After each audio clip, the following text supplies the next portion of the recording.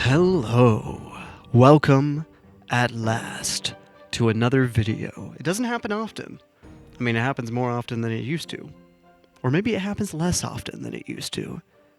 But either way, welcome to a new episode of Wind Waker Unflooded, the 3D modeling fan art project, where we are reimagining the Kingdom of Hyrule as it could have existed within the world and art style of The Legend of Zelda, The Wind Waker. This, timeline-wise, I'm making the world as if it is a prequel to The Wind Waker, as we would see it right before the Great Flood, which is really exciting.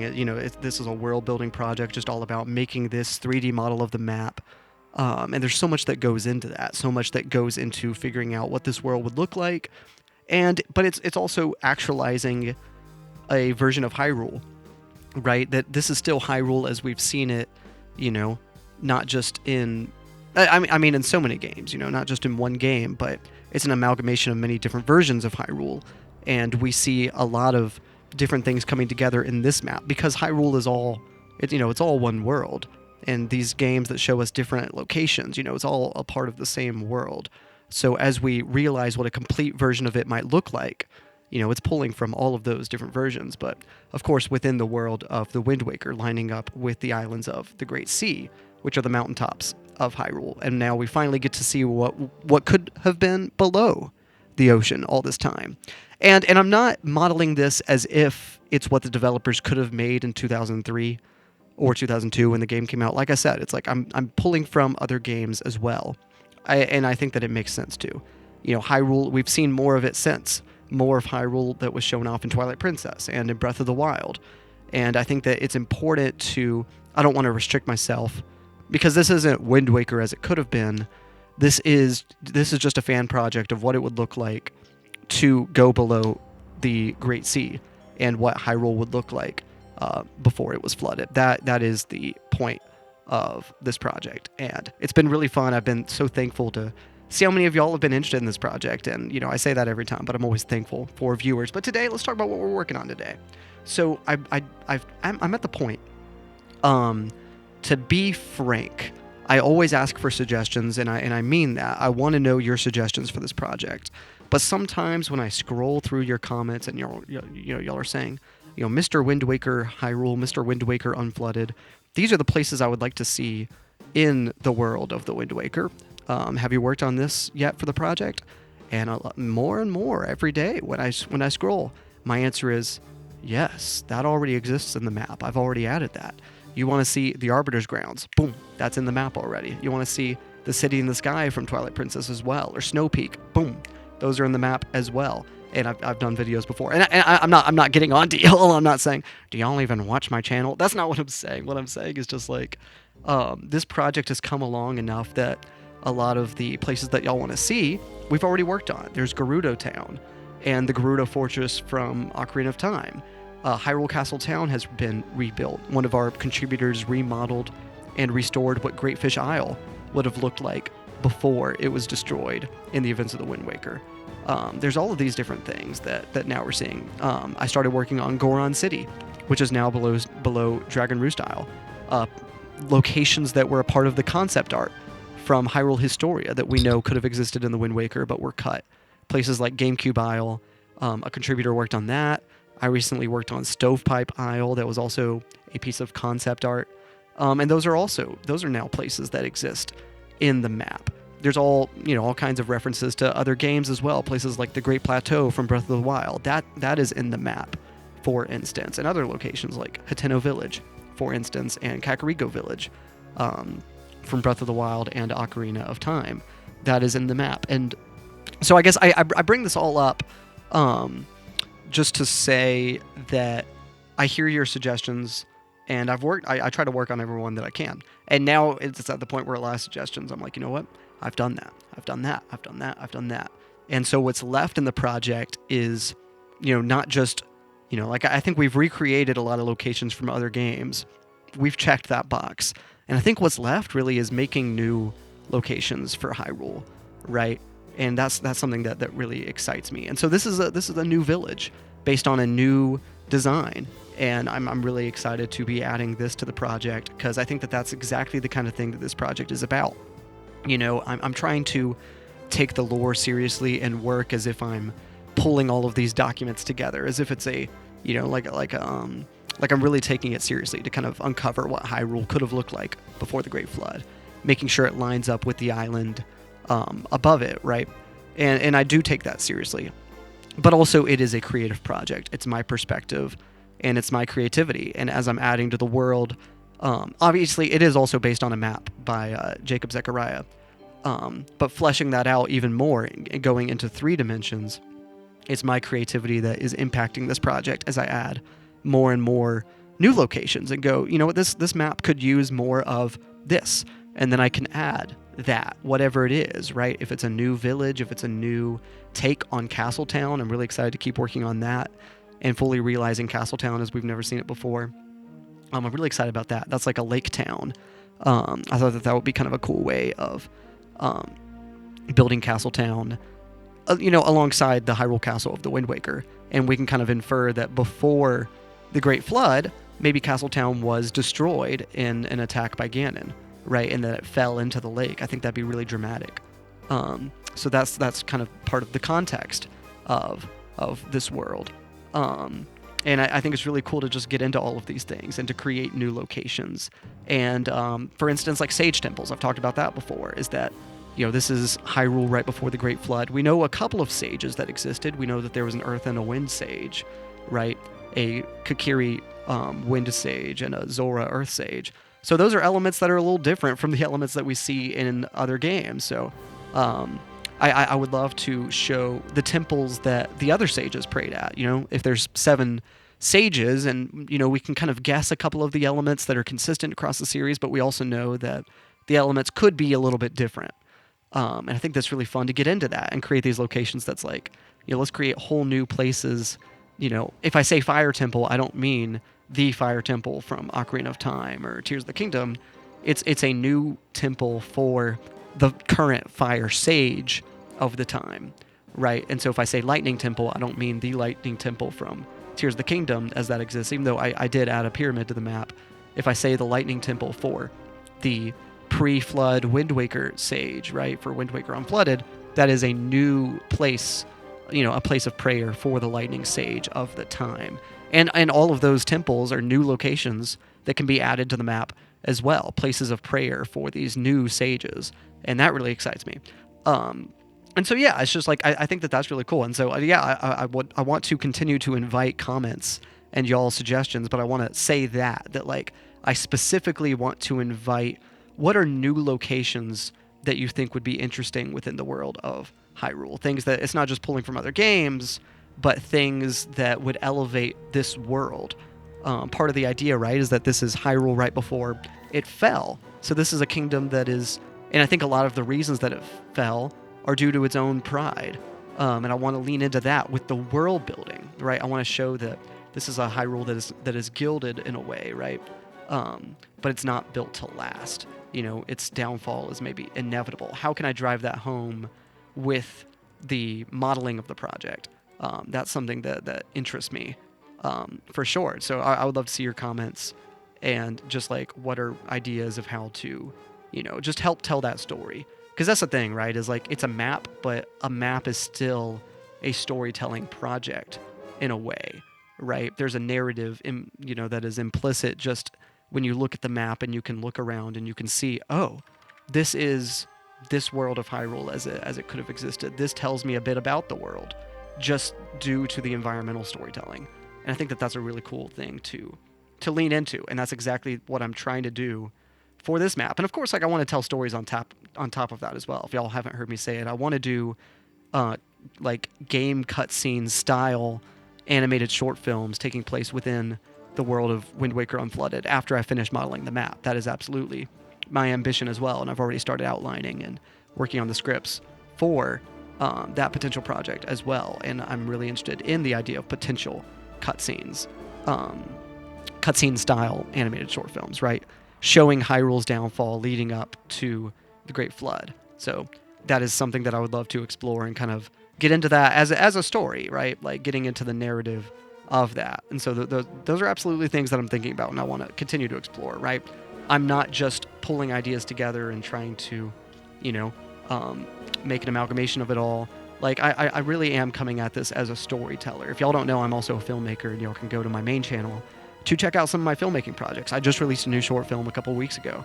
It's a superhero short film, and I've talked about it on the channel before, but if y'all are interested in supporting like my other projects and y'all are interested in what else I do, then yeah, I invite y'all to check out my main channel, check out some of my films, because yeah, storytelling is really, that's what I'm passionate about.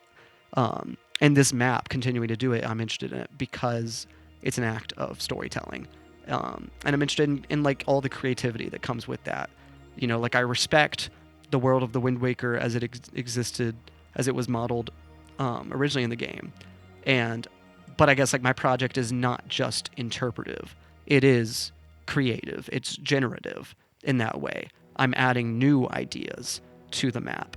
And I think that is absolutely part of what excites me about this project. And I hope excites you, right? It's not just Hyrule as we've seen it before in a new art style. Obviously, the art style and the aesthetics of Wind Waker are really important to me.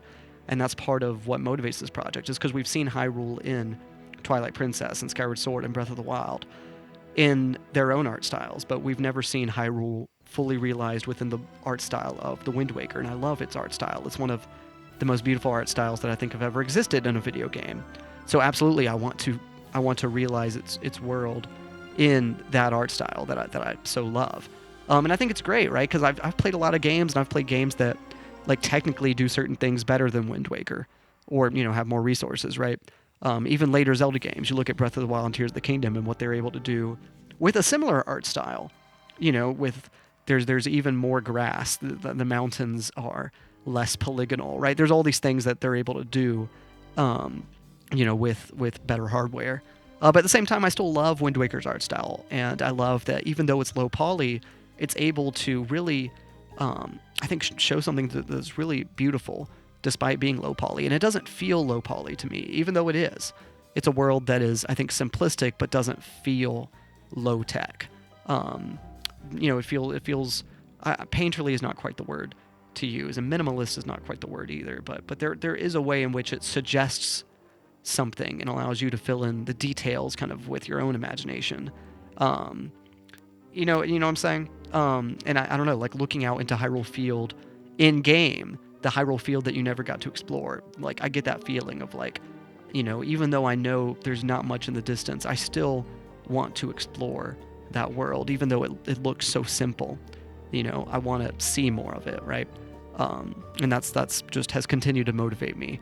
And it's a strange feeling replaying Wind Waker now and getting to different points of the game, especially, or really going to Underwater Hyrule, but even going to the Islands of the Great Sea, but especially going to Underwater Hyrule and looking at it based on what you can see in the game, having worked on Wind Waker Unflooded for so long, that I now have this context of I can play the game, and in the back of my head, I'm like, I know what I added to this, right? It's like I'm in game and I see Hyrule Castle, and it's like, I know that in my project, just over that hill is the Temple of Time. Just over that hill is Hyrule Castle Town.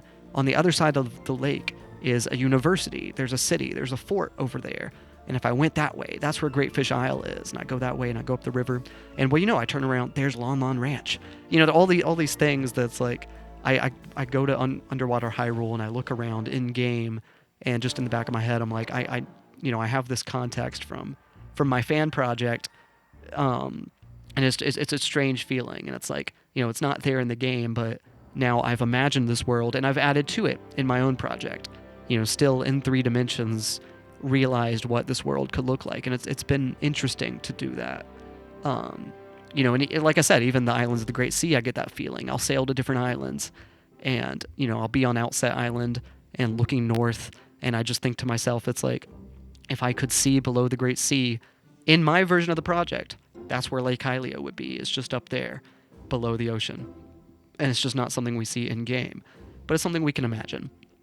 And I guess like that's the thing, is just ultimately, if I've taught you anything from Wind Waker Unflooded, I hope that you take away that that I think there is beauty in the imagination, right? I love Wind Waker as it is, and I'm not trying to say this is what I wish the game had. I'm not disappointed that Wind Waker didn't have Hyrule fully realized. It's just something that I wanted to see, and I so badly wanted to see it that I've worked on this project, because it's just something that I wanted to see it in that art style, and I wanted to see how it connected to the different games in the series. And it's just that feeling of, at that end of the game, when we go to Underwater Hyrule and we see this beautiful world out there, but we never get to explore it, I just felt held back. And it's like, well, I wanted to see more of it. I wanted to explore. That's what Zelda is about, right? Is just like jumping in, diving headfirst, and exploring a whole new world. And so I'm excited to realize that world. And so that's really what motivates, I think, the project, is just that feeling of, I wanted to see more. So now let's create more. And that's something that excites me, like about this video, where I'm making a new village. And it's a new village that, it didn't exist in a different Zelda game. It doesn't have a name. We should name it. Comment down below, as you're looking at the village, as I'm making it, what you think. In my head, this is a little town, and maybe it's even a simple town. Here it is. It's bordered by this river, and there's a lake with a kind of mountain range bordering the lake, and there's these big buildings, and I think it's something that would be a Hylian settlement, maybe an offshoot of Castletown or Kakariko, where it was settled by those inhabitants, right? But Kakariko is maybe too densely populated, as is Hyrule Castletown, and so this is a place with more land, where I think it's for people that are that want that space, right? Because I guess that's the thing, is Hyrule is a whole country, and I want to continue to show these like little settlements throughout the land, because there's a lot of like dense population centers that I've worked on, like Kakariko Village, Windfall, and Hyrule Castletown, right? And there's other little villages too, like Outset and Orden Village, that are in the map already. But I think it needs even more. It needs little places where you can look over there and go, yeah, this is a whole land. It's a whole kingdom to protect. So let's see evidence of that. Let's see even more settlements and show that could be everywhere, right? How the kingdom has spread. And that's something that really excites me. A tribe may have several cities, right? It doesn't, like, there's a whole Gerudo region. Why would there only be one Gerudo town? We have the Gerudo town, but then we also have the Gerudo fortress. But then we also have the desert Colossus, right? Maybe there's a settlement around that as well. There's Greatfish Isle, which in this version of the map had a Gerudo settlement on top of Greatfish in Wind Waker Unflooded, right? So, and those are just the Gerudo, right? In my Stovepipe Isle video, I talked about how there's Goron City, but now there's Stovepipe Isle, which I think is also could be a Goron settlement, right? It's not far from. In my map, I put it near Fire Mountain, and I want that to be true for all of the tribes of Hyrule. For the Zora, they have Zora's Domain. I think they should have somewhere else too, and I haven't quite created that somewhere else for them. There's a lot of human villages too that I've added, but there's room for even more, right? And I just want to show that this is an entire kingdom, right? It's not just a couple of key locations, right? It's an entire world, and I think that's something that I really want people to feel looking at the map, is like there's so much, right? And it's not like, I don't know, it's not the densest thing in the world, and like if you compare it to other video game maps, like maybe it's not going to have that effect, but I want to show that it's something that's thought out, right? It's not just a couple of key locations centered around Hyrule Castle. It's something that has really been thought out, and I guess I just want to make that clear from this video, is that yeah, it's thought out. But yeah, I guess just talking about imagination, like I said, if there's something that I think has been beautiful about this project, has just been it's been so lovely to realize something that I've only imagined. And just the reality is, I'm not the best 3D modeler, and I don't say that to be humble. It's just the truth. There's contributors on this project, I think, that are more talented than I am, and maybe I shouldn't say that too loud, but but I think it's the truth.